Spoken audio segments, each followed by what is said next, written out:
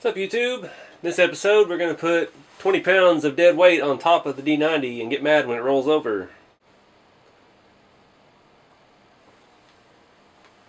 Alright, so I got my roof rack in today, and it's massive, and it was bent a little bit, thanks to the post office. The box was nearly destroyed. Luckily, it had about $8 worth of bubble wrap around it. So far, I noticed a difference. I bought the windshield frame rack, this part here, from China for my D110 build. And I noticed one big difference between the actual RC4wd drive racks and those racks is the diameter of the steel. It's probably 3/4, well, I don't know. It's bigger, it's stronger, but it's heavier. So, I had to do a little bending around on the back here. It had kind of been bent in, and it was pulling my side mounts over the window. But I'm still left with one major problem, and I'm going to show you that.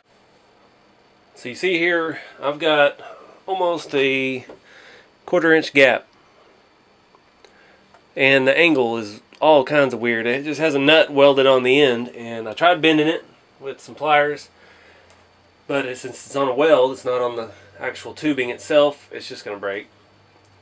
So, the angle and stuff with the front arms is fine. Everything's great. The crossbar is where it needs to be. The roof rack itself is parallel to the roof. I'm just going to have to figure that out. I was thinking about putting some kind of shims in there, but being at an angle, it screwed everything up. I don't know why they did that. They're both sides are set at the exact same angle. So you can see a little better here. I don't know why they did that. So, I'm going to have to... My only idea, other than putting the shims in there, is I'm going to do the top first. Because they need to be... You've got to have the height set. Or, I'm sorry, the front to back. So I got to move it up enough to clear my back windows. And that may involve bending the rear a little bit. Then, after that step, it'll pivot front to back, kind of like it does right now. And then I will have to set my angle. I've seen some where people have installed them at a funny angle because I'm guessing their back bars were bent too. But like I said, I've already straightened mine out. And I want the rack parallel to this line on the roof. I don't want it to look weird or anything. And yeah, let me show you the rear mounting points.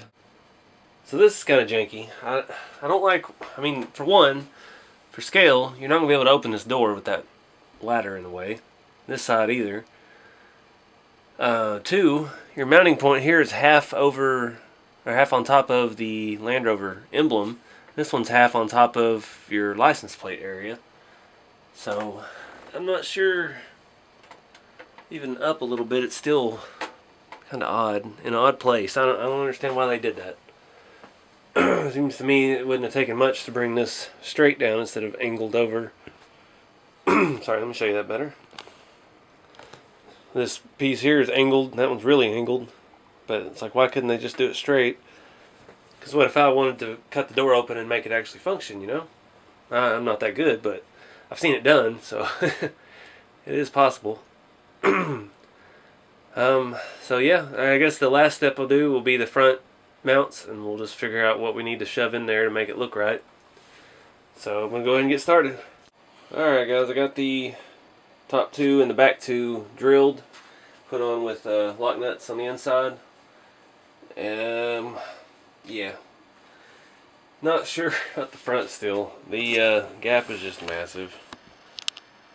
Everything else is lined up right, but that angle of those little nuts is way off. I don't know why they did it like that. I looked even at the pictures and where I bought it from, and it was the same story. So, word of caution with these: you can't just start drilling in at an angle because, zoom me out. You can't start drilling in. I mean, you can hit it from the angle that it's bent to. Maybe that's why they did it. But otherwise, your drill is going to start hitting your fender and scratching it up. I did that once on my D110. Luckily, it's weathered, so it didn't matter. Just throw some rust over it and call it good. But this one, we're going to have to be a little more careful with. So maybe that's the trick. They've got it at an angle. You drill it at an angle, you put a longer bolt to there, and you just tighten it down, and it pulls in closer, which really you don't want it because it's almost, I mean, it's the perfect distance from everything. The angle's right. So I don't know. I'm going to try to drill some holes to there at an angle like that, and then I probably will go ahead and just put some kind of shim in there, just maybe some little 2 or 3 millimeter spacers, and we'll tighten it up and see what happens. Alright guys, we got a problem. I drilled the holes without scratching anything, but look at the front of the bars there. The holes are so far to the outside I can't get a nut on the inside. The screw barely sticks through against the body, so I can't put one of my lock nuts on the inside. I got to looking at the RC4wd Drive's website pictures, and it doesn't look like any of them are the same. All the racks are different. One of them, the bars just come straight down and in. They don't actually attach. The other one, they look like this with the angles, but they're bent in, unlike mine, which are not bent in. So I don't know.